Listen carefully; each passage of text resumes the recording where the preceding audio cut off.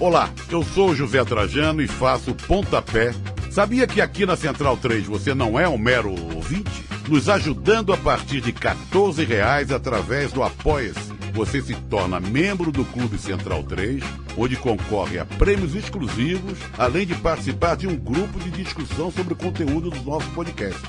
Acesse apoia.se/Central 3 e colabore com a mídia livre e independente.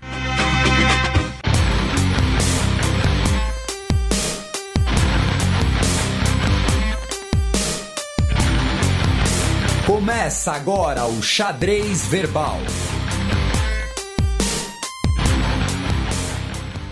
Boa aurora, ouvintes da Central 3, está começando mais uma edição do Repertório, o podcast de entrevistas intermitente do Xadrez Verbal. Meu nome é Matias Pinto e como sempre estou ao lado dele, meu amigo e companheiro Felipe Nobre Figueiredo, o homem por trás do tabuleiro. Olá, meu caro Matias, olá a todos os nossos ouvintes, todo mundo que nos ouve, nos prestigia, nos divulga, nos tolera, nos ama, nos deseja, diz que nos odeia, mas não nos tira do ouvido. E o convidado de hoje está retribuindo um pouquinho as visitas que eu faço ao programa dele, embora daqui a pouco suspeito que eu serei substituído pelo Matias, porque o papo aqui em off estava pegando fogo e eu estava completamente excluído. Quero fazer essa denúncia aqui em público. Ai. Bem, vocês estão ouvindo aí a voz do Rodrigo Bibo, ele que é do BTcast, teólogo, pastor e podcaster. Tudo bom, Rodrigo? E aí, gente, beleza? Prazer estar aqui com vocês para trocar essa ideia. Estamos aí, né, levando segundo ano da pandemia, quem sabe o último, ou não sei, mas enfim, estamos bem, né? Bem, ninguém tá, mas a gente tá bem. Daquele jeito, como diz o outro. E, Bibo, começando aqui nosso papo, conta um pouco da sua trajetória pra gente. Né, para quem não sabe, né, o Bibo tem o BTcast, que hoje virou uma família, né, de podcasts, resultou em livros, talvez uma das principais plataformas de conteúdo cristão na internet. E conta um pouco pra gente se você se tornou um pastor e depois se tornou um pastor podcaster, ou se você começou como podcaster e aí depois estudou teologia. Enfim, conta um pouco da sua trajetória e por que você decidiu produzir conteúdo cristão em podcast. Olha só, meu. Então, eu tenho que começar do começo, né? Quando Deus chamou Abraão, brincadeira. Cara, mas falando sério, eu sempre gostei de brincar de escolinha, né? Aquela ideia de você aprender, de ensinar. Aí na rua a gente brincava com os menores, ensinando e tal, aquela coisa toda. E com 17 anos eu não gostava de estudar, como a maioria dos jovens e adolescentes da minha sala. Mas com 17 anos eu tive um encontro de fé. Com 17 anos eu comecei a frequentar a igreja. E, cara... E eu comecei a estudar.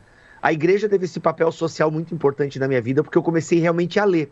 Porque a igreja, né, o movimento protestante e até o católico é o movimento do livro, né, que tem um livro como base da sua fé, da sua prática. Apesar de a gente não ler muito, a gente diz que é o nosso livro.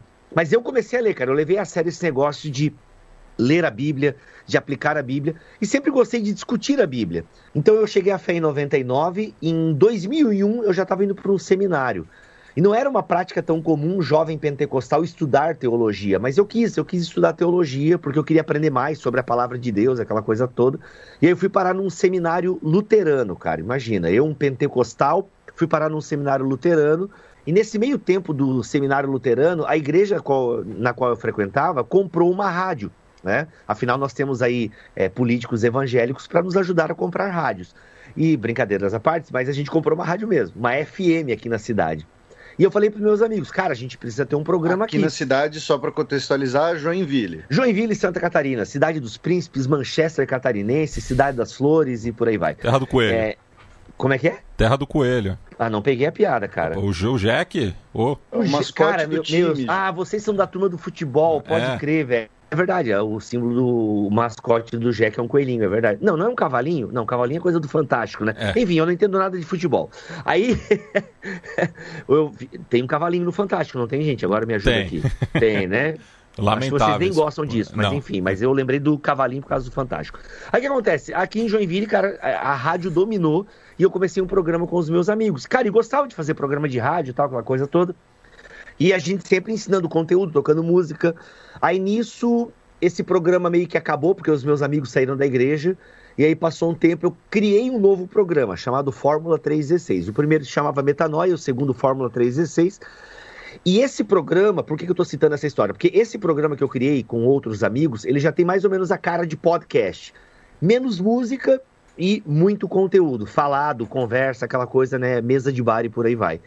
E esse programa, né, na época eu já ouvia Nerdcast, já ouvia Irmãos.com, que é um podcast cristão, que é o podcast mais antigo em atividade no Brasil, é um podcast cristão em atividade, tá, gente? Não é o primeiro que surgiu. É o podcast que surgiu e ainda continua produzindo conteúdo. Ele é algumas semanas mais velho que o Nerdcast.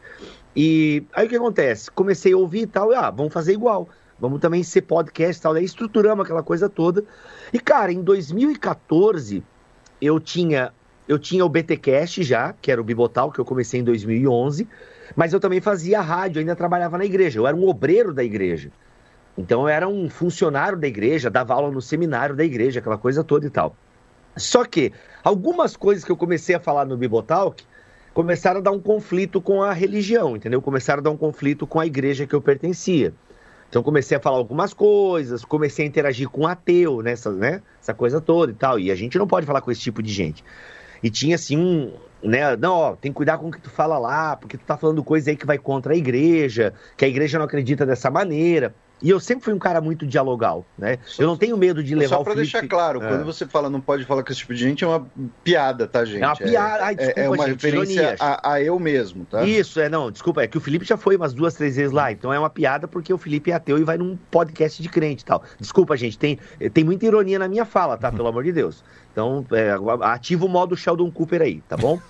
Então, assim... Ou não, desativa o modo Sheldon Cooper, porque ele que não entende ironia, né? Enfim, eu parei na 7ª temporada, nem lembro mais. Então, assim, cuidado com o que você fala aí e tal. E, cara, eu não queria cuidar com o que eu falava, porque eu sempre gostei de ser dialogal, de dar espaço. Eu não tenho medo de levar o Felipe Figueiredo pra falar de algum tema lá. Não, mas o cara não tem a mesma fé com a gente. Por exemplo, eu levei o Pirula pra falar de dinossauro e os caras comentando, pô, mas o cara nem é crente. Meu irmão, ele não veio aqui pra falar de Bíblia, ele veio pra falar de dinossauro, entendeu? Então, assim, é como, tem que chamar um pastor pra falar de vacina. Não, vamos chamar o Altai, já que o Átila só grava com o Xadrez Verbal. Então, assim, entendeu? Aí a gente não tem... Eu sempre gostei de dialogar, tá ligado?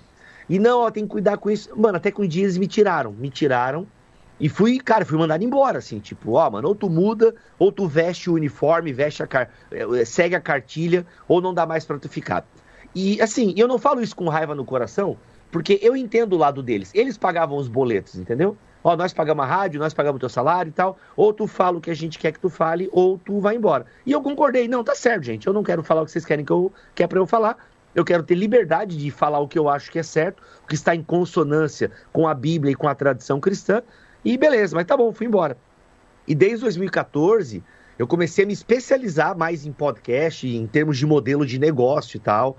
E foi então que a gente estava muito em alta aquela ideia de abrir, o Apoia-se, lembra? Não sei se vocês até usam Apoia-se aqui, alguma coisa assim.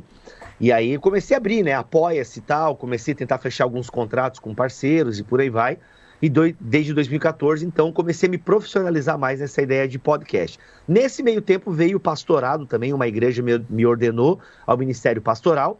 Mas aí eu tenho que dizer o seguinte, hoje eu estou numa igreja, que depois de um tempo essa igreja meio que acabou, o pastor foi embora e tal, e aí eu estou numa igreja hoje que eu não sou pastor, tá? Então, assim, eu não vejo o pastor como, eu sou pastor. Não, eu estava pastor, agora nem estou mais. Né? Com isso eu quero dizer que eu não tenho mais o título antes do meu nome, ainda que as pessoas me chamem de pastor e tal, porque eu já realmente exerci o pastorado por 3 anos, desde que fui ordenado na igreja que eu frequentava antes, né?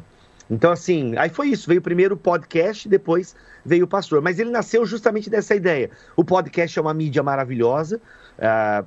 Cara, vocês sofreram na pandemia? em termos de audiência? Não, pelo contrário. A gente até teve um acréscimo. Que legal, cara. Pô, vocês então, porque eu já ouvi pessoas falando que tiveram uma queda, né? A gente teve uma queda na audiência na pandemia por causa da muita gente produzindo conteúdo e a gente teve uma baixa, cara, acho que de uns 20 mil downloads por mês, assim, eu senti pela última vez que eu contabilizei. Aumentou o número no YouTube, mas baixou de forma geral. Mas enfim, cara, então o podcast é essa mídia maravilhosa que a galera ouve enquanto faz outra coisa e tal. Eu falei, pô, o que eu gosto de falar? Gosto de falar teologia, né? De uma linguagem simples, introdutória. E, cara, começamos em 2011, em 2014 a gente se profissionalizou um pouquinho mais. Desde 2015 eu vivo deste podcast.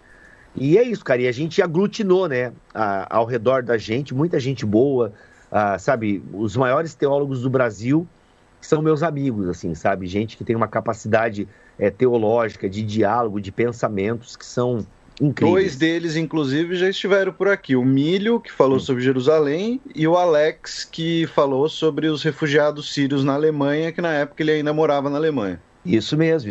Inclusive o Alex gravou o Nerdcast, né, pelo convite aí também do Felipe e tal, que é uma galera muito competente, cara, graças a Deus. E, Bibo, falando nessa questão, né, da internet, né, facilitar na evangelização, do estudo teológico propriamente, e a gente encarando essa pandemia, né, e toda essa discussão em relação ao fechamento dos templos, das igrejas, enfim, e eu tenho batido bastante nessa tecla no especial coronavírus, sempre cito Mateus 18 e 20, né? Pois onde se acham 2 ou 3 reunidos em meu nome, aí estou eu no meio deles. Eu queria que você abordasse um pouco essa questão, né, desse debate até um pouco teimoso, né, de parte das igrejas protestantes aqui no Brasil e também de outras denominações, por conta, né, da abertura das igrejas, dos templos, enfim. Posso dizer, por exemplo, que a igreja que meus pais frequentam tem realizado todos os cultos de forma online, né, assim como demais atividades do cotidiano. Eu queria que você tocasse um pouco nesse ponto. Legal. Vou começar primeiro elucidando um pouco esse texto bíblico, que ele tem sido muito mal empregado, inclusive os evangélicos usam muito mal esse texto. A ideia de Mateus, principalmente no contexto, né, dos capítulos 16 e 18, não é assim, né? Tipo, essa ideia também de onde estiverem 2 ou 3, ali eu vou estar, né? Que é um texto muito utilizado. Gente, o contexto ali é de disciplina eclesiástica. Não é porque onde vai ter 2 ou 3 que Jesus vai estar ali, e por isso nós precisamos nos reunir para que Jesus esteja ali, né? Eu preciso estar com Jesus, logo eu preciso que os meus irmãos estejam ali.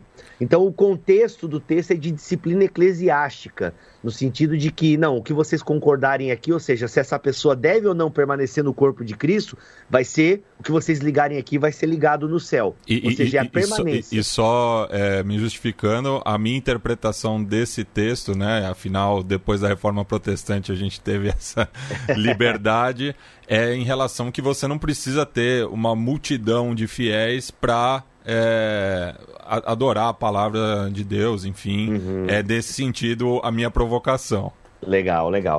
Mas eu fiz isso justamente porque é o texto que muita gente está usando, né, para justificar o aglomero nos templos. Cara, assim, é um assunto bem complexo, porque tem...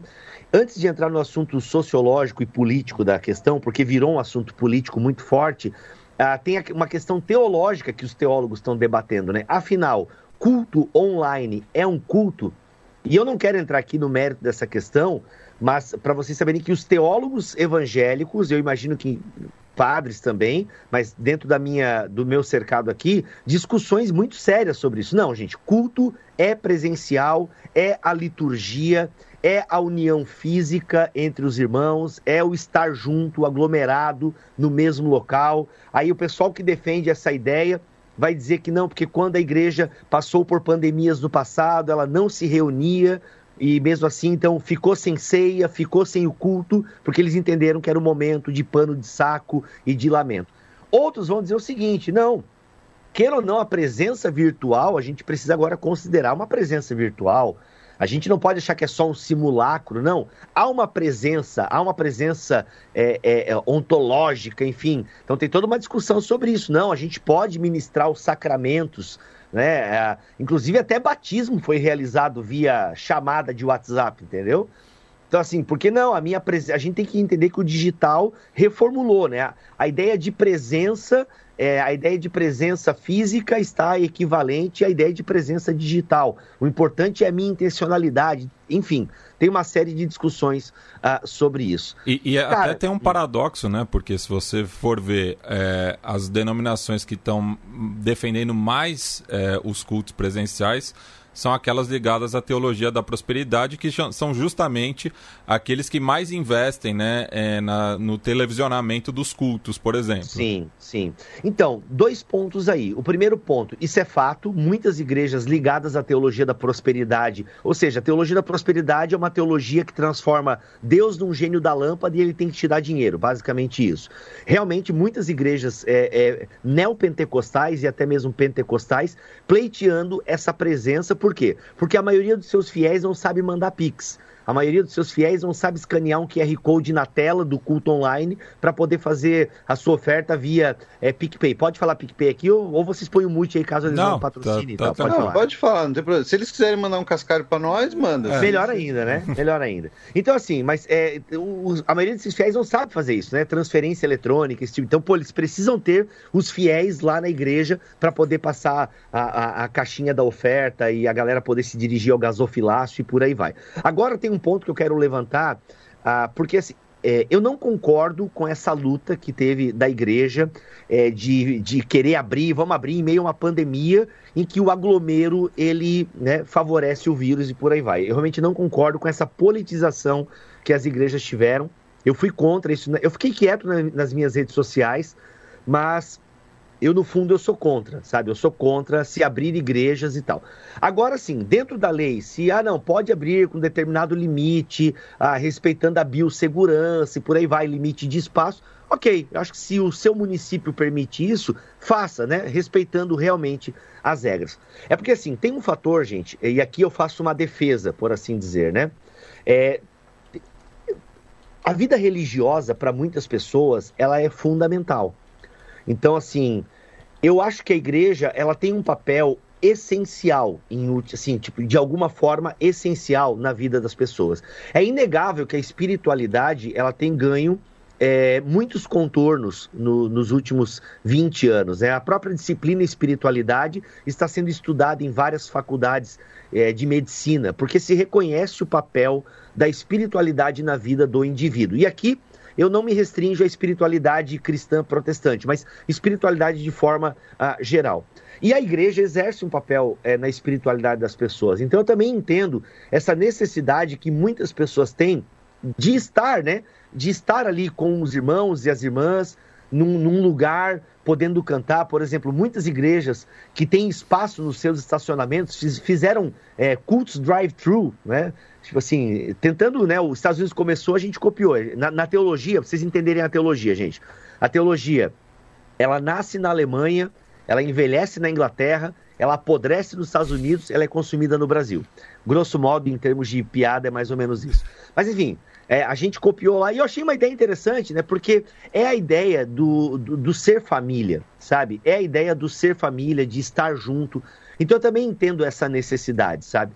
Agora, é claro, eu acho que essa necessidade, ela realmente, às vezes, tem que ser suprimida em nome de um bem maior, que é o vírus e a contenção desse... O vírus não é o bem maior, não, gente. É a contenção do vírus, sabe? Então, assim...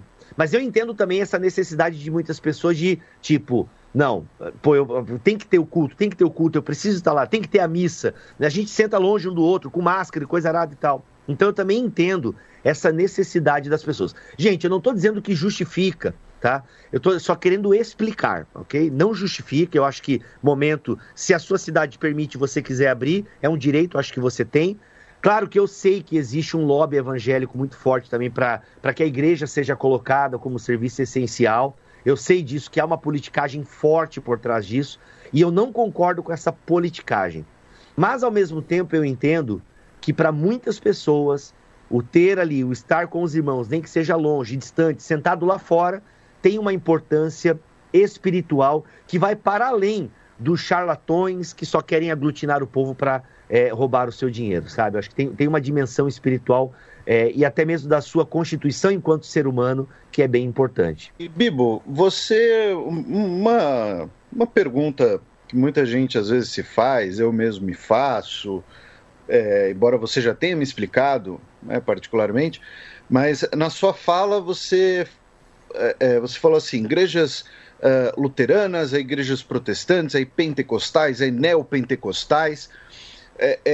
Faz um resumido aí para o nosso ouvinte, né, assim, sobre o que significam cada uma dessas palavras, quais são as diferenças e, principalmente, qual é o movimento mais forte hoje? É o das neopentecostais, certo? Cara, eu diria que os pentecostais ainda são mais fortes. Ainda que, enfim, eu vou ter que explicar porque... É legal essa tua pergunta, Felipe, por quê? Porque a gente vê algumas reportagens, às vezes, que ensaca os evangélicos tudo numa lata só. Por exemplo, quando você fala em evangélico e política, é bem provável que vocês devem lembrar de Silas Malafaia. E, cara, o Silas Malafaia... Não, eu jamais. Jamais, né? Eu não sei eu nem sei quem é esse cara. Não sabe quem é esse cara. Que não, bom. não sei quem é Damares. Damares, enfim. Ela ficou mais famosa agora, né? Por conta do governo Bolsonaro. Mas o Silas Malafaia, ele já berra muito antes da Damares, né? Enfim, e até por conta do governo do PT, aquela coisa toda. Então, assim, cara, você olha o Silas Malafaia, ele não fala em nome dos evangélicos, por mais que ele diga que sim. Mas, cara, eu abomino a teologia do Silas Malafaia. E quando eu digo eu, atrás de mim, ou melhor, eu estou atrás de grandes mentes, de grandes homens e mulheres que têm uma teologia completamente diferente da do Silas Malafaia. Que, para vocês entenderem, é um cara que começou no movimento pentecostal e a sua teologia migrou para uma teologia neopentecostal. E ele batia na teologia da prosperidade no passado. Tem montagem, cara. O pessoal fala que depois que ele tirou o bigodinho é que ele se desviou, entendeu? Tem montagens, que é o Silas pregando contra o Silas, enfim. Acontece, infelizmente. Mas, cara, gente, grosso modo é o seguinte, de linhas bem gerais, né? A Reforma Protestante, né, no século XVI, Martinho Lutero, começa o movimento da Reforma, e a partir daquilo ali, daquele movimento, há um racha na cristandade. E vai até culminar para o fim da cristandade, né? A partir de Martinho Lutero, começa a ter uma série de divisões. Vai surgir, né, os evangélicos de forma de linha luterana, seguindo Lutero. Vai ter os reformados, seguindo Zwinglio e Calvino. E cada um numa parte da Europa, entendeu? E aí vai ter os anabatistas, que é uma galera que já não concorda nem com Calvino, nem com Lutero, nem com Zwinglio. Então vai se multifacetando. A partir da Reforma, cada um com uma Bíblia na mão pode abrir uma igreja. Então, assim, vai tendo vários movimentos desde o século XVI, movimentos evangélicos, mas de vertentes diferentes, né? Aí vem os movimentos de santidade, aí dentro do movimento tem o anglicanismo, é só você assistir a série... Como é que é o nome daquela série, do Henrique VIII lá? Tudors. The Tudors. É só assistir The Tudors, e aí você vai entender lá... vai ter uma porrada de guerra por conta dessas diferenças. Aí galera se mata tudo, né, mano? Vai se e conflitos que permanecem latentes até hoje, né? Como no caso das duas Irlandas. Os católicos lá, né? Então, assim... O que acontece? Vai tendo esses conflitos e tal, muito ligado ao Estado, né? Religião e Estado ainda muito ligados e tal. E então vai surgindo várias denominações. Vindo aqui para o Brasil, para vocês entenderem basicamente, né, os protestantes, luteranos, presbiterianos, herdeiros de Calvino e Lutero e tal. Chega os pentecostais na década... em 1910, chega o primeiro pentecostal com a Igreja Congregação Cristã no Brasil. Já em 1911, chega 2 batistas pentecostais e fundam, né, a Assembleia de Deus alguns anos depois. E aí depois tem a Quadrangular em 1960, que daí já é uma segunda onda do pentecostalismo. Os pentecostais têm muita... A ênfase do pentecostalismo é os dons espirituais, né? As curas, o falar em línguas, que é bem clássico e todo mundo conhece as piadas e tal. Então, assim, é essa ideia, assim, né? De você receber o poder de Deus, é a galera que saía por aí evangelizando e tal. Aí depois, na década de 80, surgem os neopentecostais com o Macedo, o R.R. Soares, entre outros e tal, com uma pegada um pouco mais dialogal, não tão barulhenta e mais focada na questão do dinheiro. Cara, e a partir da década de 80 aí nem dou conta de falar pra vocês, que eu nem sei, na verdade. Que daí também uma coisa começa a entrar na outra e tal.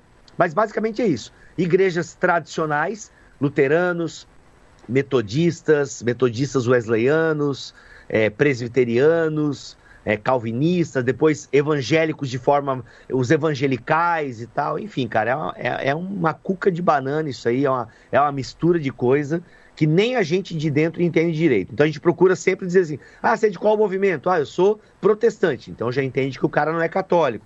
Sou protestante, evangélico, pentecostal, tu já entendeu? Vai meio que localizando o cara, assim. Eu, como bibotal, que costumo dizer que eu sou um presmetor, batista, quadrão, lutercostal, entendeu? Então, por aí vai. Mas é confuso mesmo, gente. Mas assim, a moral da história é, não empacote todo mundo, sabe? Porque as igrejas batistas, cara, quais igrejas batistas? Sabe, convenção X ou Y? Porque a Assembleia de Deus no Brasil, sempre desconfie quando você lê uma notícia assim, vai lá, viu a chamada, vai ler a notícia, porque ela tem que, se for um jornalista sério, vai dizer, porque a Assembleia de Deus do Ministério Madureira, já não é do Ministério Belém, já é, não é do Ministério Vitória em Cristo, entendeu? Porque pra gente não ensacar todo mundo e achar que todo evangélico é ladrão, ou mesmo que achar que todo padre é pedófilo e por aí vai. Isso que me arrepia às vezes. Eu vou atropelar a pergunta do Matias rapidinho, depois ele faz duas, então. Mas aí eu vou fazer uma pergunta sobre isso, que você falou assim, do Ministério Belém, do Ministério Madureira, do Ministério não sei aonde, e claro, falando como pessoa que estuda história, eu sei da onde surge isso, surge de Lutero, basicamente lembrando, reafirmando que todo cristão tem o direito de ler e interpretar a Bíblia, que justamente contra uma autoridade central que, especialmente no caso de Lutero, era personalizada pelo Papa na Igreja Católica, mas lembrando que existem outras igrejas cristãs, as orientais e tudo mais. Uhum. Mas o ponto da minha pergunta aqui é, com essa coisa, com essa situação muito difusa, muito particularizada, muito, cada um, com diferentes ministérios aí dentro da mesma igreja, diferentes igrejas e tal, não corre-se, não é bem correr um risco, mas não fica muito aberto para...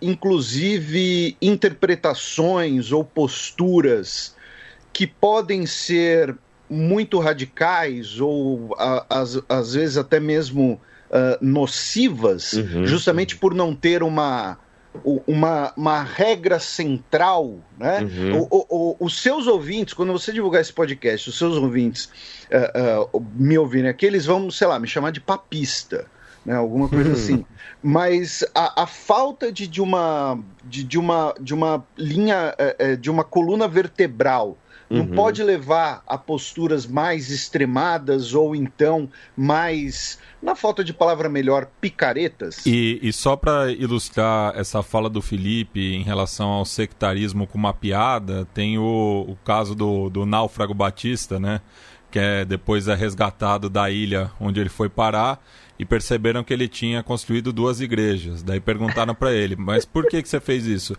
Uma é a igreja que eu frequento e a outra é que eu nunca vou frequentar.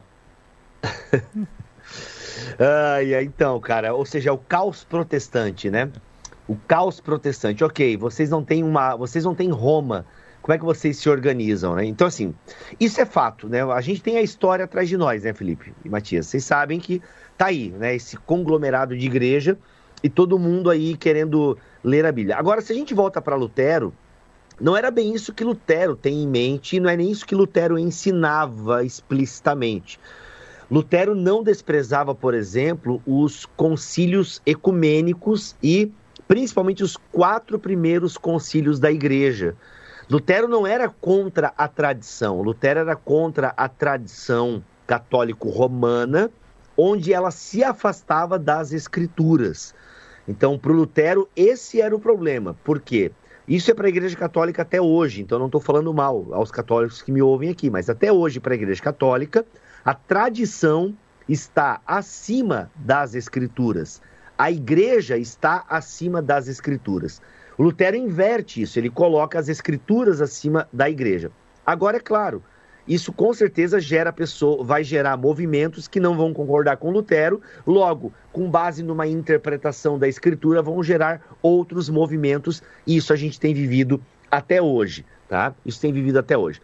É fato que muitos movimentos surgem não por questões teológicas, mas por questões pessoais, brigas e por aí vai. Isso é um fato. Muitos movimentos surgem por brigas de poder, luta por território, questões financeiras, briga de famílias e por aí vai. Por isso tem tanto a Assembleia de Deus, o ministério tal. É treta, é porque um não quer se submeter à autoridade do outro, entende? Então realmente isso existe.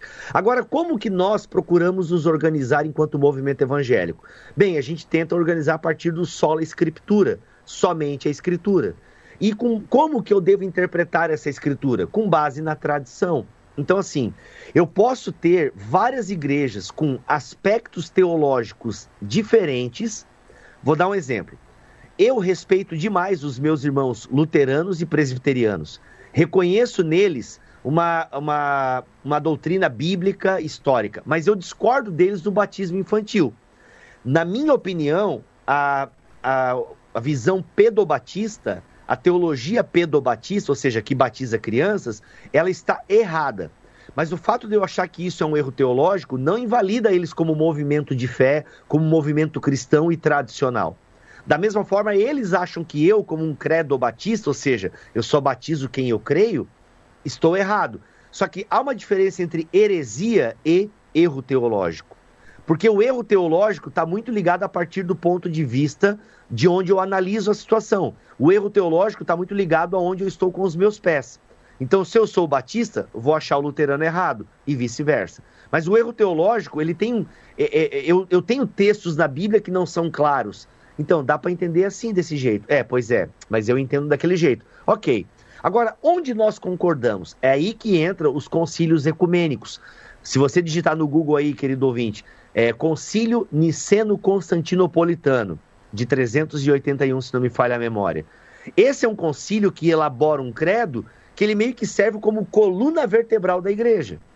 Entende? Então, se o movimento segue e professa esse credo, a gente pode dizer que nós temos um ecumenismo intracristão aqui que é aceitável. Entende? Se ele não nega as duas naturezas de Jesus, se ele crê na ressurreição, se ele crê na doutrina da Trindade, por exemplo, que é uma doutrina muito cara à unidade cristã, a doutrina do Deus Trino e por aí vai. Então, de alguma forma, a gente procura se organizar dessa forma.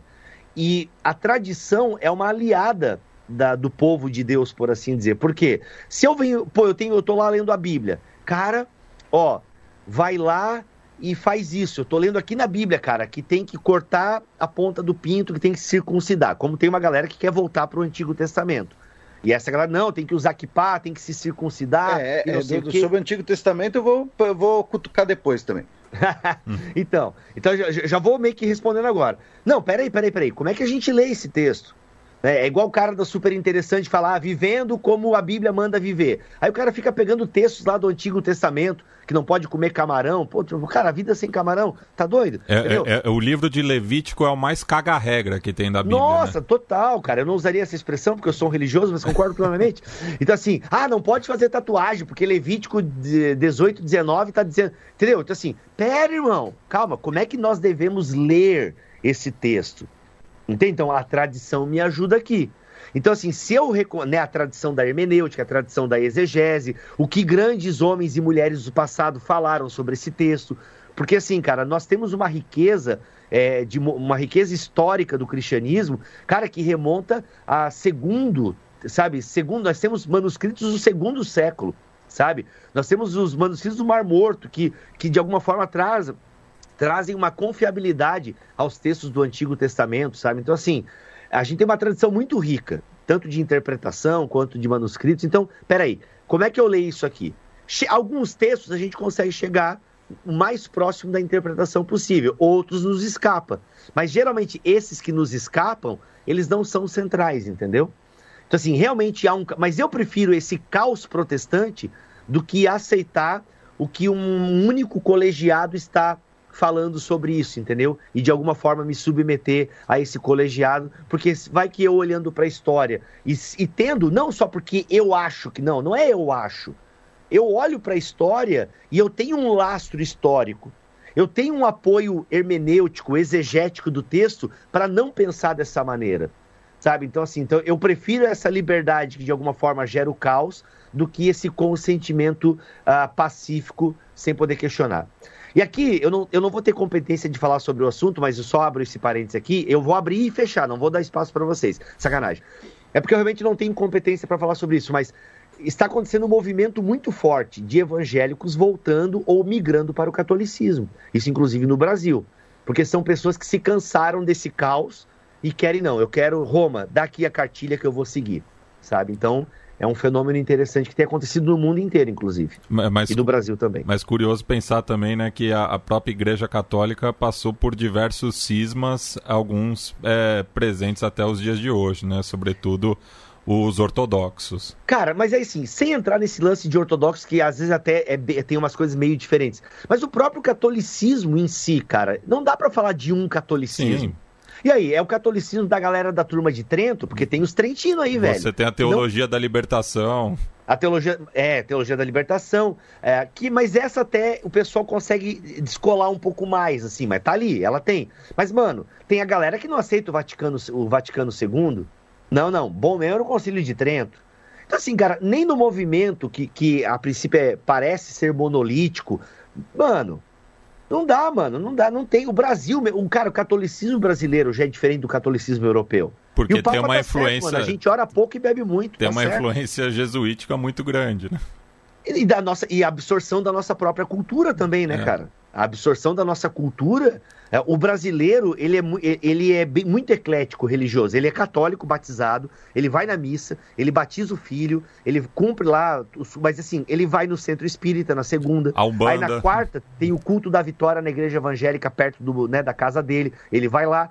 Então, o brasileiro, ele é um potpourri religioso. E tá na nossa matriz cultural isso, velho. E, Bibo, fazendo uma retrospectiva, né, política das igrejas pentecostais no Brasil, né, e tendo assim também acompanhando um pouco um relato de família, né, porque meu bisavô era um pastor e missionário batista, olha aí. E é uma coisa que é passada para as gerações posteriores, né, de uma perseguição no começo, né, a essas denominações, numa época que o catolicismo ainda era muito forte, e eu observo que houve assim uma aproximação em relação ao poder no Brasil dessas denominações no período da ditadura militar, e que daí houve também um racha muito grande no seio, né, das igrejas protestantes.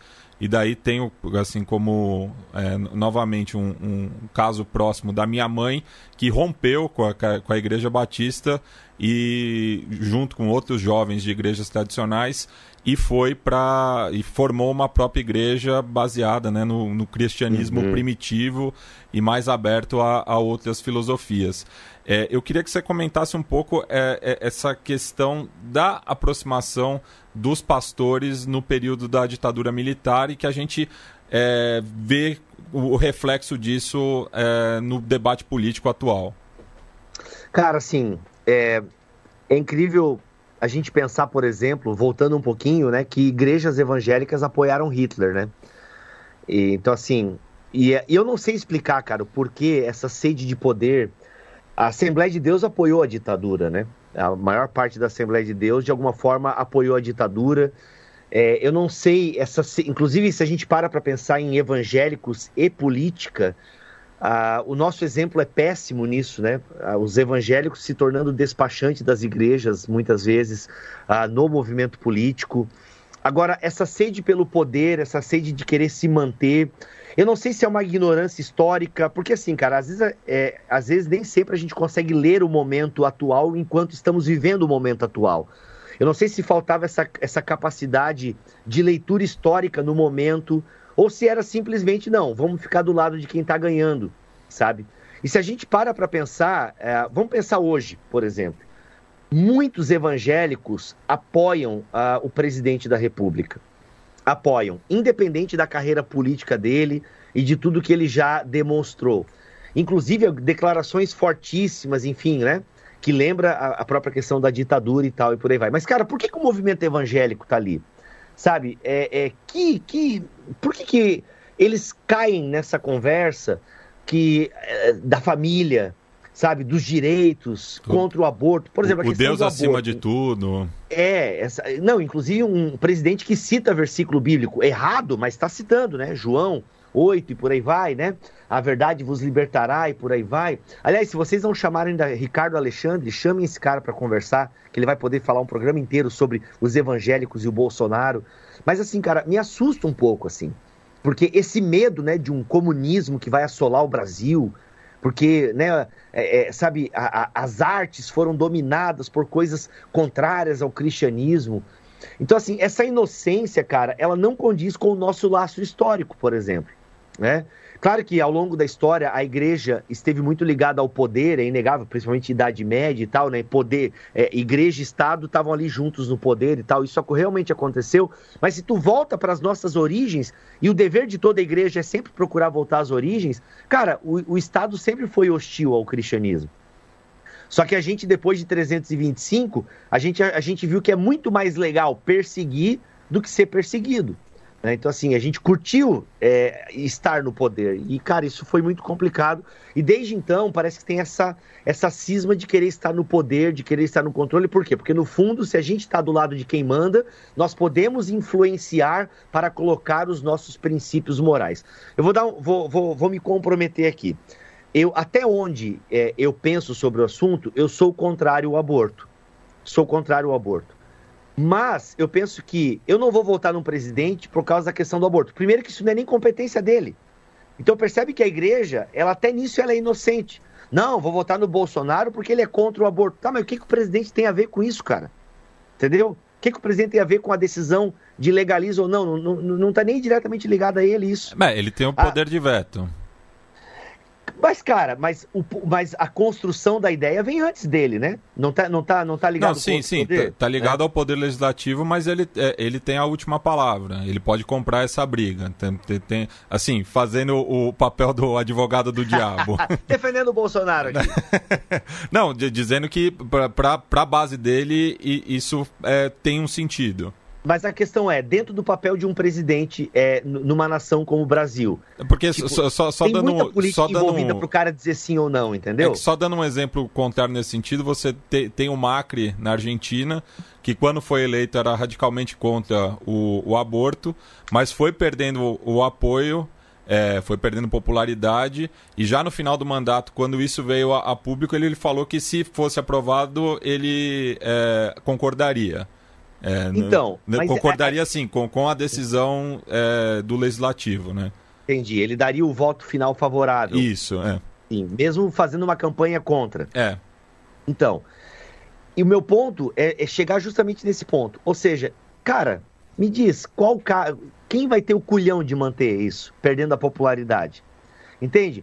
Mas, cara, então assim, cair nesse papo de, tipo, não, luto pela família, luto por... Cara, me lembra muito Collor, inclusive, em alguns momentos. Mas, assim, isso me espanta um pouco, assim, esse apoio. Porque, cara, um pouco de teologia aqui. Nós, cristãos, a gente não... No fundo, para nós, não importa quem senta lá na cadeira, quem caneteia. E, no fundo, a gente não deveria estar preocupado com que os nossos princípios virassem lei. Eu acharia ótimo que alguns princípios cristãos virassem lei. Porque eu creio que são bons para a sociedade. Só que não é na maneira da caneteada, entendeu? Não é na maneira da imposição. Cara, inclusive a própria ideia de Jesus Cristo como aquele que reina e o seu reino começa a partir da cruz, né? Nós defendemos essa teologia de que o reinado de Jesus ele começa a partir de se entregar em prol daqueles que não merecem. Ou seja, Jesus ele não quer esse tipo de poder que impõe, mas é o poder que serve, né? O Tim Keller, que é um grande teólogo, ele diz o seguinte, que se nós temos no centro da nossa cosmovisão um Deus que serve, o nosso papel é servir, né? Então, assim, isso me assusta um pouco, esse poder, ou melhor, essa sede pelo poder. O Davi Lago, que é um grande articulista evangélico, mas que faz uma boa teologia pública, colunista no site da Veja, tudo, ele fala isso, né? Infelizmente, o movimento evangélico viu um vácuo no poder e acabou cedendo a esse poder. É por isso que a gente tem uma crescente, cara, de deputados evangélicos. Eu nem sei quantos tem hoje, mas, cara, acho que passa de 70, sabe? Deputados evangélicos, enfim, somando lá todos eles. Então, assim, mas aí tu vai olhar o histórico, o que esses caras fizeram, o que esses caras estão propondo. E que, novamente, não é uma coisa coesa, né? Porque você tinha um quadro, por exemplo, como a Heloísa Helena, que se considerava evangélica, mas não fazia parte da bancada da Bíblia, né? Sim. Não, cara, tem. E nem todos lá são da mesma, né? Tem um cara, como é que é? O Carlos Bezerra Júnior.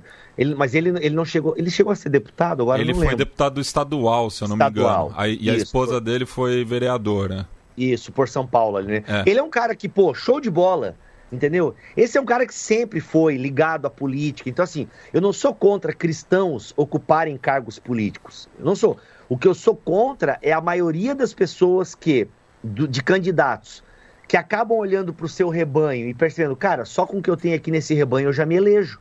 E aí eu vou vereador, depois eu vou deputado isso, deputado aquilo, papapá, entendeu? Então, assim, o cara tem uma sede de poder. O cara não entende nada, assim, o cara entende tanto de política como eu, e como vocês perceberam, eu não entendo muito. Mas o que esse cara é? É a sede de poder, entende? No fundo, não é você vou governar para o povo. Não, eu vou governar para o povo evangélico. Lutar pelas minhas pautas e tal. Então, assim, cara, no fundo acaba sendo um desserviço. É só você olhar os escândalos envolvendo a bancada evangélica. Isso para nós não é bom. E tem um levantamento aqui do Estadão, em 2018, antes da atual legislatura, que mostra que, à época, existiam 182 deputados da Frente Parlamentar Evangélica, só que 105 seguiam outras religiões. Só que esse número dos 182 é o dobro de 2006. Então, há uma crescente, né? E muito ligada às pautas morais, né? Não legaliza aquilo, não legaliza aquilo outro, por aí vai, né? Mas, cara, no fundo, assim, é muito barulho.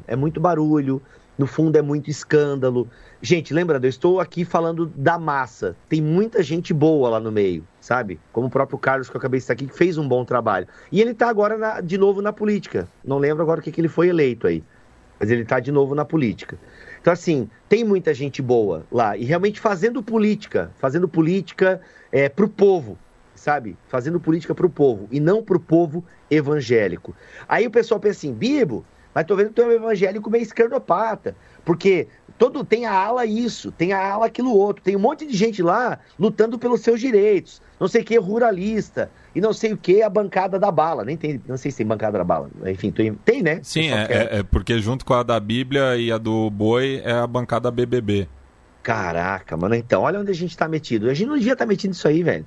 Entendeu? Então, assim, é pensar no povo, mas não, no fundo a gente acaba seguindo o fluxo daqueles que a gente chama de pagão, de ímpio, de incrédulo, entendeu? A gente acaba imitando aquelas pessoas que nos nossos discursos no domingo a gente diz que eles estão errados, sabe? Então, assim, aí no fundo presta um desserviço muito grande. Por exemplo, né, cara, em relação ao atual presidente. Cara, digamos que ele fosse um bom presidente.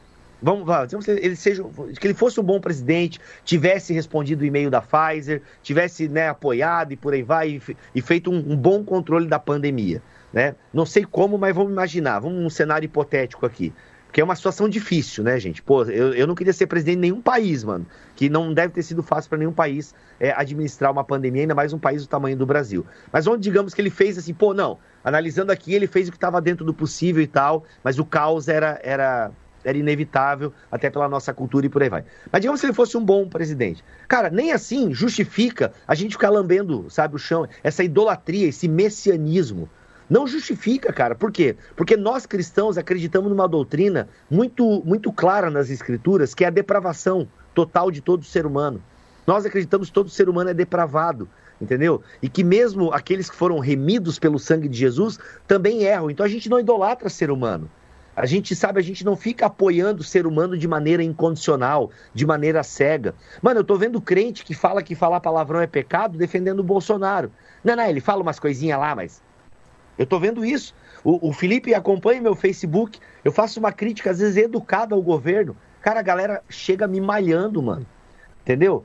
Ou seja, cara, isso é postura de crente? Isso não é postura de crente, mano. Você falou já que você abriu esse gancho, né, do seu Facebook, o que me surpreende é que eu já vi gente questionando se você seria cristão, porque como você é um crítico do Bolsonaro, logo você é a favor do comunismo, logo você é a favor da destruição da igreja. Então, se você não é bolsonarista, você não seria cristão.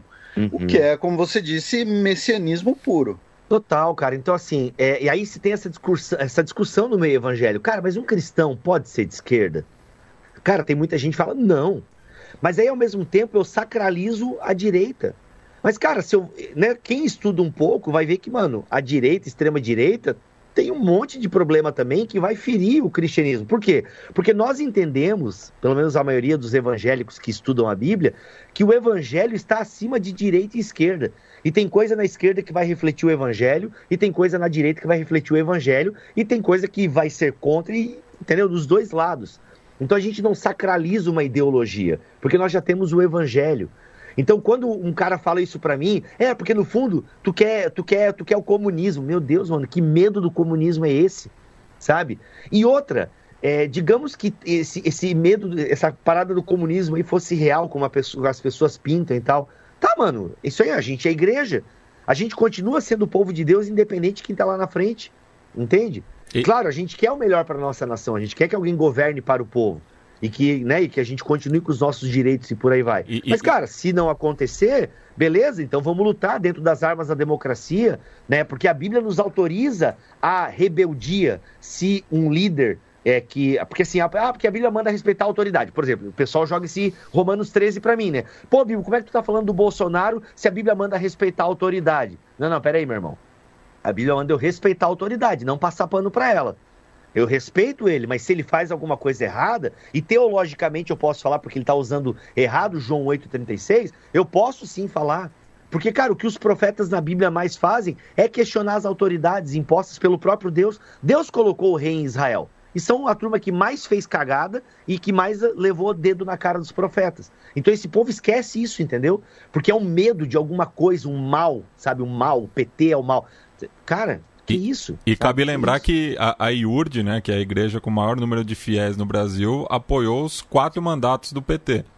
Fazia parte da base aliada. Quando eu vejo esses vídeos, mano, então assim, a memória do povo é curta, entendeu? A memória do povo é curta. Gente, com isso, antes que alguém já... aí, ó, gente, eu não sou... Eu nem sei o que eu sou, gente.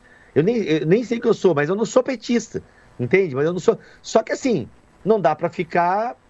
Agora, só porque eu falo contra o Bolsonaro, eu sou petista e não sou cristão. Cara, e é isso que me assusta, verem pastores, sabe, emprestando os seus púlpitos para fazerem campanha pro Bolsonaro. Isso, gente, eu quero dizer para vocês, tem muitos evangélicos que abominam isso. Porque, cara, é muito ridículo você ver um político indo na igreja, dando glória a Deus, sabe, falando em nome de Jesus, citando o versículo bíblico.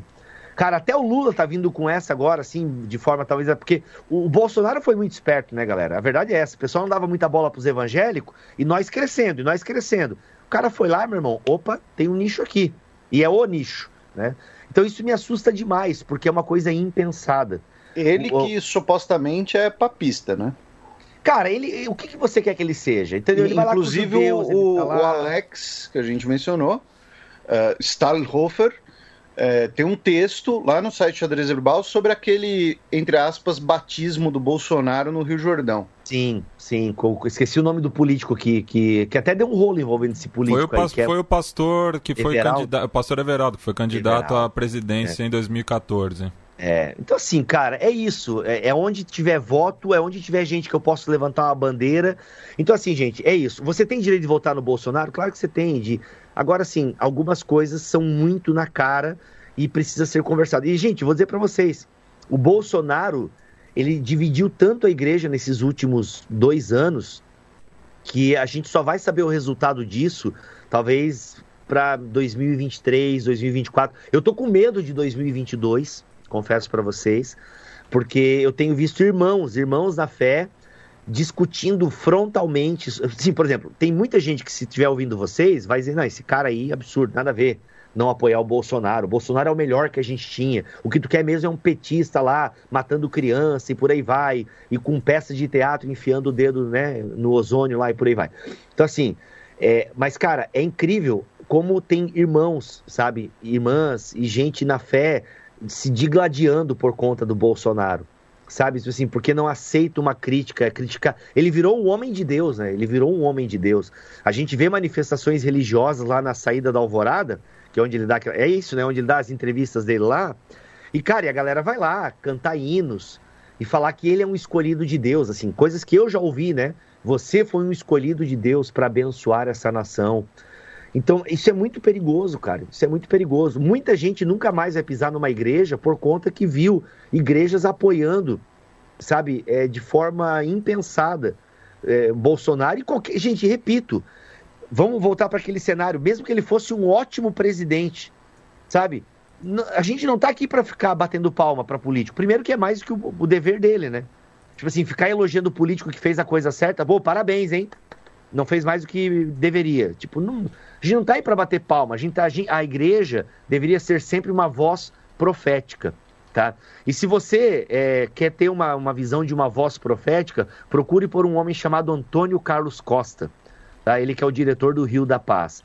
Esse é um cara que se queimou no movimento evangélico, praticamente, porque abriu a boca, entendeu? Porque abriu demais a boca e falou contra mesmo. E é um cara que se queimou no movimento evangélico, como eu tô me fazendo um pouco agora nesse podcast, provavelmente, né? Mas enfim, eu também não posso deixar de... Eu acho, né? Eu penso que ele tem feito um péssimo governo em relação à pandemia. E, cara, não tem como eu apoiar e dizer que isso aí é um homem de Deus. Até porque, se você vê a construção dele enquanto uma personagem messiânica... Pô, tá tudo ali, velho. Tá tudo ali. A forma com que ele foi entrando, a forma com que ele foi fazendo, né? A política por trás do evangelho de Bolsonaro é muito nítida se você estuda, né? E até indico esse livro aqui, galera. Deixa eu pegar aqui. E eu até indico para você, inclusive você cristão que não tá concordando comigo, eu queria que você lesse E a Verdade os Libertará. Reflexões sobre religião, política e bolsonarismo, do Ricardo Alexandre, lançado pela Mundo Cristão. Cara, para mim, uma das leituras mais sóbrias sobre o momento do Bolsonaro e a sua relação com a igreja evangélica. É impressionante a leitura que o Ricardo faz. Ele tem o podcast dele também, que ele abordou, ele fez uns 25 episódios analisando isso, mas é um pouco assustador. E aqui termina essa minha fala dizendo o seguinte: eu sou contra a igreja apoiar qualquer candidato. Se estou falando do Bolsonaro agora, é porque ele é o atual presidente da República. Porque essa é uma cobrança, né? Ah, do Lula tu não falava, né? Ai. Você mencionou o Lula, mas teve muita questão na verdade, com a Dilma, né? Então, por exemplo, a Dilma que lança o Crivella, não lança não, né? Mas a Dilma faz uma aliança com o Crivella no Rio de Janeiro. Foi ministro. Porque vai buscar esse eleitorado. E que aí entra numa coisa que o Bibi falou, que é um problema, né, do púlpito, que você vai buscar a aliança política com o pastor, que vai usar sua influência religiosa no voto do fiel. Cara, só falando do Crivella, aposto que ele adorou ser ministro da pesca porque ele se sentiu mais próximo de ser um apóstolo, né? Cara, essa relação do pentecostalismo com a política, ela começa muito forte já acho, na década de 60, se não me falha a memória. E sempre isso, assim, né? Os políticos, pastores ou alguém ligado diretamente a um pastor, mas muito assim, tipo, para defender as igrejas de processos de barulho, para conseguir rádios, concessões de televisão. Só que antes estava muito ligado ao meio neopentecostal mesmo. Hoje, o movimento do Bolsonaro, ou o bolsonarismo, o que me assusta um pouco é porque ele entrou em várias camadas, né? Nós temos igrejas históricas, como presbiterianas, por exemplo. Aliás, temos até presbiterianos, cara, no governo Bolsonaro. Não, e denominações mais progressistas também, né? Tipo Bola de Neve, por exemplo. Eu não sei o que tu quer dizer com o termo progressista teológico, tu quer dizer? Isso.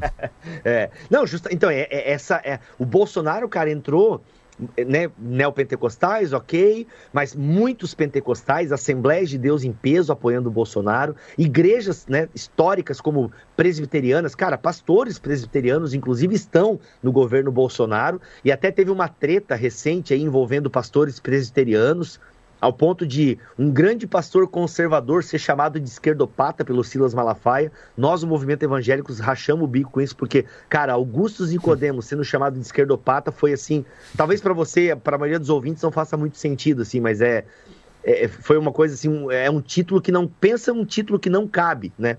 Mas, enfim, por conta do governo Bolsonaro, entendeu? Então, é incrível como ele teve uma capilaridade, como ele entrou nos movimentos, cara. Foi, assim, realmente assustador a entrada do Bolsonaro. E ganhou, né? Ganhou e ganha cada vez mais expressão, E, cara, as urnas vão, assim, eu acho que... E ele vai cada vez mais se fortalecer com o povo evangélico.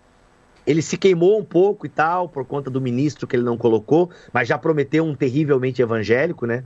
Nas palavras dele. Mas assim, cara, no fundo eu tenho medo de tudo isso. Eu tenho medo porque eu assisti os contos da Aya, The Handmaid's Tale, e eu não quero. E você citou o presbiterianismo, né? Cabe lembrar aqui, para a realidade de São Paulo, talvez uma das instituições de ensino mais conservadoras que tem a nível superior seja justamente o Mackenzie, né? E, cara, aí a gente tem o quê? Pastores virando peritos em eu não vou saber falar essa palavra agora, gente. Epidemiologia. Essa coisa aí, né? Pastores virando expert em vacinas, né? Então a gente até teve gente ligada à instituição falando, né? Vazou áudio do WhatsApp, que não é pra tomar vacina e tal. Mano, que isso, velho? Então, assim, igrejas falando contra a vacina, meu irmão. Nosso papel é instruir o povo no evangelho. Se quer dar um pitaco, então dá um pitaco conforme a Organização Mundial de Saúde. Fala pro povo se vacinar, entende? Então, assim, tanto que, cara, vamos pegar o exemplo da vacina. Eu gravei um podcast, cara, porque teve um vídeo do Silas Malafaia, muito enfático, falando da ivermectina, meio que, sabe, o discurso bem bolsonarista. Aliás, até acho que ele vai ser chamado para CPI, né? Porque ele é um dos grandes conselheiros do Bolsonaro em relação à pandemia. Ele tá cavando essa vaga, porque ele acha que vai ser um palanque para ele. Mano, ele adora, ele adora isso, né? Enfim, ele curte, ele é viciado em treta, o Malafaia. Ele se alimenta disso, né, mano? Mas assim, e tem um vídeo dele que foi pernicioso o vídeo dele, cara. Assim, falando da cloroquina, da ivermectina, o incentivo a esse tratamento precoce, aquela coisa toda e tal. E ele falou algumas mentiras também, né? E aí eu fiz um vídeo, cara, falando sobre algumas mentiras e tal. Aquele discurso, né? Não, porque como é que uma vacina fica pronta tão rápido e tal? Temos que desconfiar disso. Aquelas coisas bem de senso comum errado, assim. E, mano, a galera, a gente fez uma pesquisa bem apurada e tal. E, a gente fez uma live pró-vacina. Cara, a galera nos comentários é incrível como eles reproduzem eles reproduzem. E pastores, imagina o poder que esses caras têm, sabe, de ensinar umas coisas dessa. Pastor que vai no púlpito da igreja falar que tem chip na vacina. Meu irmão, o que botaram na água desse pessoal? Eu tive um debate de versículos com a minha avó tentando convencer ela da vacina.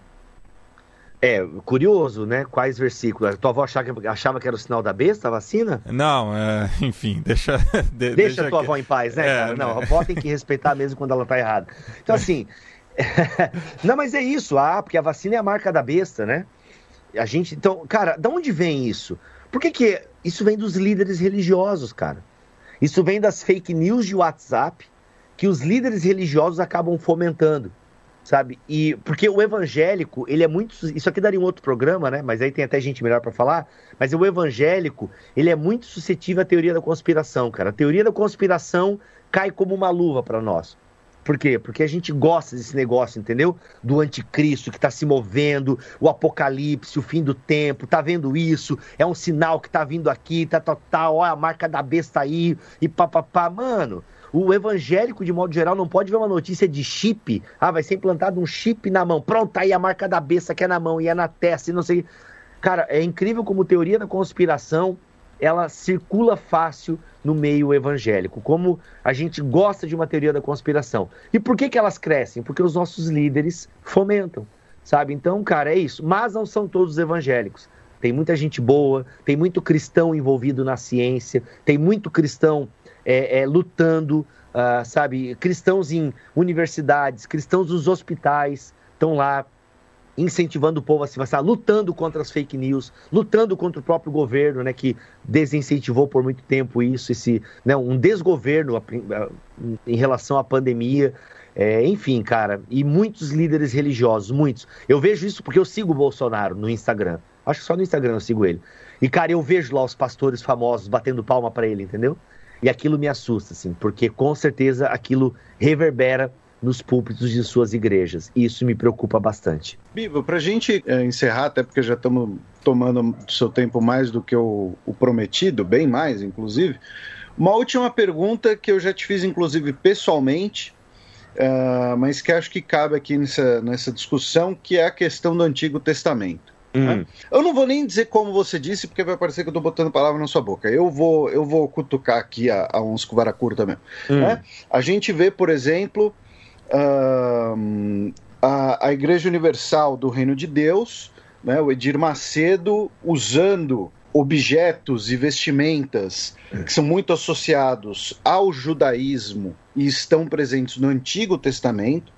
A gente vê a Rede Record, que é da mesma igreja, fazendo várias produções culturais focadas no Antigo Testamento, e que trazem, né, consigo uma mensagem que acaba estando muito ligada ao que você estava falando antes, de hierarquia, de um Deus punitivo, né, toda aquela questão do Antigo Testamento, sendo que, para mim, eu fui criado como católico, minha família é católica ainda.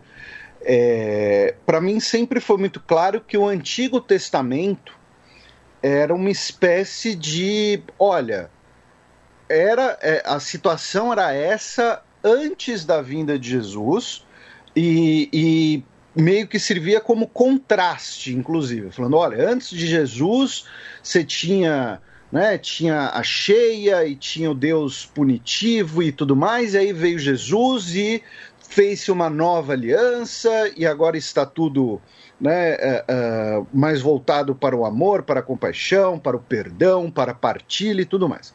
Minha pergunta para você aqui é, no cristianismo, qual é o papel do Antigo Testamento?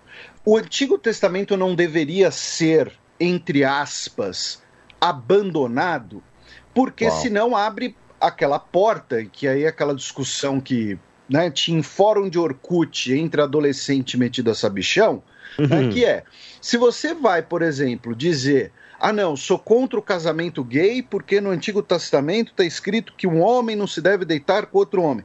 Tá, mas lá também está escrito que você não tem que comer camarão e que você pode vender sua filha, né? Então, como é que faz? Fica uma coisa meio, né, conveniente. Então, qual que seria o papel do Antigo Testamento no cristianismo, considerando que hoje várias igrejas cristãs apoiam, inclusive, a sua posição política no Antigo Testamento? Cara, meu Deus, essa tua pergunta... Vamos fazer um episódio só sobre essa pergunta? Porque, cara, tem muita coisa pra falar aí. Daria realmente um episódio muito bom. Mas vamos lá, grosso modo. Vamos começar pelo começo ali. Realmente há uma tara das igrejas neopentecostais e pentecostais com o período monárquico do Antigo Testamento, que é um período de poder, de ascensão, de domínio. Então, realmente há essa tara do movimento gospel por esse momento de poder, né? De pompa e de domínio, que é o período de crescimento, né? De Israel ali no Antigo Oriente Próximo, por aí vai. Então, assim, realmente há essa... Porque a questão da fé, para essas pessoas, está muito ligada ao que elas veem, né? Então, você traz esses objetos porque meio que materializa algum conceito. Agora, você está muito certo quando você diz que tudo isso é ressignificado em Jesus. E realmente o Antigo Testamento, ele é uma sombra. Ele é uma sombra. Ele não é o guia da nossa prática de fé em última análise. É o Novo Testamento que guia a fé da igreja. Mas para a fé da igreja fazer sentido, ela precisa entender o Antigo. Vamos tentar organizar aqui o pensamento. Sempre que alguém faz essa leitura anacrônica do Antigo Testamento e que ele pega elementos do Antigo Testamento e aplica hoje, ele está errando. Tá, gente? Não faz sentido ter templo de Salomão, não faz sentido usar chofar, não faz sentido ungir com óleo objetos, tá, Bibo? Por que tu tá dizendo isso? Porque a gente não tem a repetição dessas práticas no Novo Testamento. E aí a gente precisa ler o livro de Hebreus. Por exemplo, o Matias falou em determinado momento aqui que o livro de Levítico é o caga-regra e tal. E de fato, ele é um livro cheio de regras e tal, porque mostra toda a questão cerimonialista, dos sacerdotes e da pureza do povo. Só que essas leis morais foram cumpridas por Cristo. Cristo cumpriu a lei. Logo, eu não preciso cumprir a lei dessa forma. Eu ando em Cristo. E se eu estou em Cristo, eu cumpro essas leis. Porque Cristo cumpriu. Mas não é uma coisa literal. O princípio da lei, ele sempre permanece. Entende? Por exemplo, essa questão do Deus punitivo. Depende. Eu vejo um Deus muito amoroso no Antigo Testamento. Eu vejo um Deus que já lá no começo fala para a gente amar os nossos inimigos. É um Deus que fala para a gente amar o nosso próximo. Inclusive, o texto que o Novo Testamento mais repete do Antigo Testamento é que a gente deve amar o próximo como a nós mesmos. Por 8 vezes no Novo Testamento é repetida essa expressão que o povo hebreu já aprendeu lá no começo. É um povo tá com umas pragas e tal. Como é que é? Ele tá com umas pragas na sua cabeça também. Não, pera. É claro que tem o Deus que envia as 10 pragas, tem Deus, mas ele mata também o próprio povo, né? Ele engole uma tribo inteira porque pecou.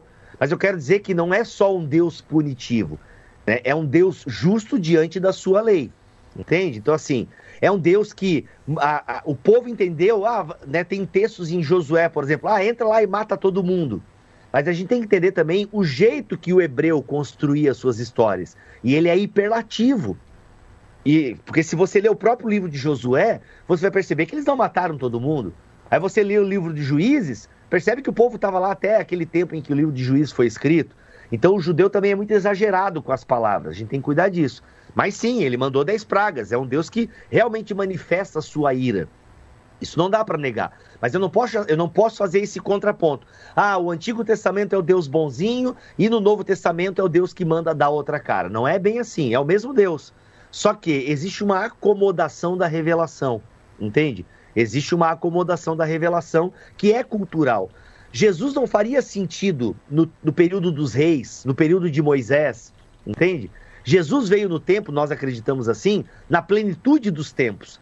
Que é quando o povo ansiava por um Salvador, é quando a mensagem de Jesus tinha mais competência de chegar a lugares mais longes, até por conta da lei romana, da guarda romana, da Pax Romana, entende? Então ele veio num período em que a filosofia grega, então essa plenitude dos tempos, como o apóstolo Paulo fala, Jesus veio num tempo ideal, né? Até para separar mesmo as coisas. E historicamente, né, se separa, mas eu creio até numa questão literal mesmo dessa separação, sabe? Veio no momento certo para trazer o quê? Obviamente que a faceta amorosa de Deus fica mais visível em Jesus Cristo, mas nós, teólogos, também dizemos o seguinte, mas a ira de Deus também está presente em Jesus, só que ao invés agora de direcionar essa ira aos pecadores miseráveis como nós, não, ele direciona para o seu Filho. E o seu Filho sofre a sua ira em nosso lugar. Isso é o Evangelho. O que é o Evangelho? É Deus punindo o pecado em seu Filho, ao invés de punir os pecadores, entendeu? Os filhos de Adão e Eva.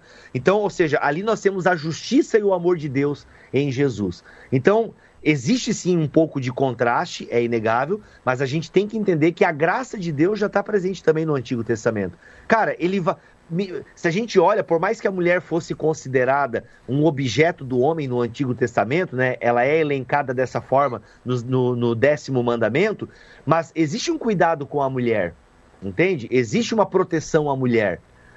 Não, claro que se eu comparo com as leis de hoje, Bibo, furado isso aí, né? Não, mano, eu tenho que comparar com as leis da época.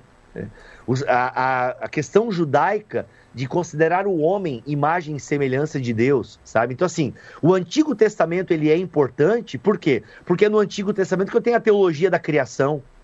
No Antigo Testamento eu tenho a teologia, eu tenho uma antropologia teológica farta no Antigo Testamento que coloca a dignidade do ser humano. E tu, como historiador, sabe que, de alguma forma, grandes leis do nosso tempo, até mesmo a Declaração Universal dos Direitos Humanos, estão ligadas a essa raiz judaica cristã. Isso está lá no Antigo Testamento. E eu só vou entender que a humanidade fez merda por causa do Antigo Testamento. Né? Por isso que eu tenho o relato, né, de Gênesis, capítulo 3, que fala sobre a queda. Então, é por meio do Antigo Testamento que eu entendo que Deus é o Criador de todas as coisas, sabe? Então, assim, é isso. O Antigo Testamento, ele é importante. Agora, é claro, eu preciso saber lê-lo, porque tem questões morais que não dizem mais respeito a nós, que eram localizadas aquele tempo, para aquele povo, para aquele momento. Entende? Então, assim, mas infelizmente muita gente faz essa confusão, como, por exemplo, volta e meia me pergunta, Bibo, pode fazer tatuagem? Cristão pode fazer tatuagem? Porque Levítico fala isso. Aí tu tem que explicar, eu já tenho o vídeo pronto, né? Eu só mando o link. Tu tem que explicar que não, que as leis cerimoniais não são mais para nós e tal, que agora nós seguimos as leis do Novo Testamento. E, cara, as leis do Novo Testamento, elas espelham muito as do Antigo Testamento, mas na sua essência, entende? Na sua essência, que é o quê? A preservação da vida. É porque se não puder fazer tatuagem, também não pode comer camarão. Não, daí não pode um monte de coisa. Não pode vestir liscado. Não, tem um monte de coisa, não faz sentido. E tem uma galera que segue Levítico, tá, pessoal? Chama judeu ultra-ortodoxo. Olha aí, que é muito difícil, né? Aí o cara chora porque não tem o templo para sacrificar, enfim. Aí ele espera mesmo, né, o Messias para restaurar o templo e por aí vai. Então, assim, mas Levítico, ele é meio chato de ler até Levítico. Mas por que tem tudo aquilo ali? Porque mostra a santidade de Deus. Inclusive, se você for ler Levítico, apesar de chato, cara, o próprio ato da circuncisão, claro que é uma prática que outros povos já tinham, né? Mas está muito ligado à higiene peniana, cara. E várias outras leis que nós temos ali em Levítico que não fazem mais sentido para nós, mas que para a cultura da época era baita higiene sanitária, tá ligado? Na verdade, com as leis, se o povo seguisse as leis, o povo não teria crises sanitárias. E outra, não teria pobre também no meio do povo, né? Porque tinha perdão de dívida, enfim, muita coisa boa ali, sabe? O princípio deveria permanecer. Estudem sobre o ano do jubileu. Maravilhoso. A gente acha que Israel nunca praticou, mas estava lá na lei para fazer o ano do jubileu, que eu não vou explicar aqui, fica como tarefa de casa para a audiência. Mas Jesus é o ano do jubileu, entendeu? Então, em Jesus, a gente tem que entender o seguinte, galera, a minha última dica. Leia o Antigo Testamento, e o Antigo Testamento não acaba em Malaquias. O Antigo Testamento acaba em Mateus, sabe? Jesus, ele é o ápice do Antigo Testamento. As esperanças do povo, o cumprimento da lei, o Salvador estão em Jesus. Então a gente precisa olhar para Jesus e segui-lo, entende? Não ficar se atendo a costumes judaicos. Nós não somos judaicos, inclusive Atos capítulo 15 nos isenta de um monte dessas coisas aí que o pessoal hoje em dia tende a praticar. Por quê? Porque são visuais, né? São visuais. Então eles acabam pegando elementos do Antigo Testamento que nós não precisamos. Jesus só deixou duas coisas visuais para nós. A ceia do Senhor, o pão e o vinho, e o batismo. São duas coisas visuais, né? Duas ordenanças, dois sacramentos que a visão é importante, né? Eu visualizar aquilo, eu manifestar publicamente isso. O resto é invenção nossa por má compreensão do texto bíblico. E pode ler o Antigo Testamento todo e não como algumas igrejas e pastores faziam, que censuravam o livro de cânticos ou cantares, né? Caraca, mano, que é sensualidade pura ali, sensualidade pura. Mas o pessoal dá um jeitinho, sabe, né? Não, na verdade ali é Cristo e a igreja e tal. Não, mano, é um homem e uma mulher mesmo, puro tesão ali. Bem, Bibo, agradecemos a sua presença novamente, foi muito bacana o papo e além, né, das 2 dicas culturais que você passou, mais alguma recomendação? E como sempre, a gente deixa espaço para o convidado escolher a música de encerramento. Olha aí, pode ser música evangélica? Sim. Opa, que legal. Apesar de não ter feito 3 gols, eu quero pedir... Vocês lembram na época do Fantástico, galera, que só dava música evangélica? Sim, tá sim. todo mundo crente, mano. Traficante é evangélico no Rio de Janeiro também. O narco-pentecostolismo. Complexo de Israel. Como é que é? Complexo de Israel. Olha aí, pega essa. Gente, eu queria que para vocês entenderem um pouco, eu sei que eu vou ser massacrado por muitos evangélicos, mas enfim, já tô aqui mesmo. Para vocês entenderem como nós deveríamos ler o Antigo Testamento, eu quero recomendar um filme para vocês chamado Peixe Grande, tá? Inclusive tem na Biblioteca Vermelha. Pode falar Netflix aqui, não? Fica à vontade. Eles podiam patrocinar também, né? Nossa, estão marcando toca, viu? Olha aí, gente, Peixe Grande e suas histórias maravilhosas. Quer entender como nós deveríamos ler boa parte do Antigo Testamento? Peixe Grande e suas histórias maravilhosas. Tem na Biblioteca Vermelha e na Biblioteca do Paulo Coelho. Tá? Tem no YouTube também por R$ 5,90. Olha, tá baratinho. Tá? Então, assim, vale a pena assistir muito esse filme, porque eu leio, né, Gênesis de 1 a 11, eu leio com aquela hermenêutica ali, né, do Peixe Grande e suas histórias maravilhosas.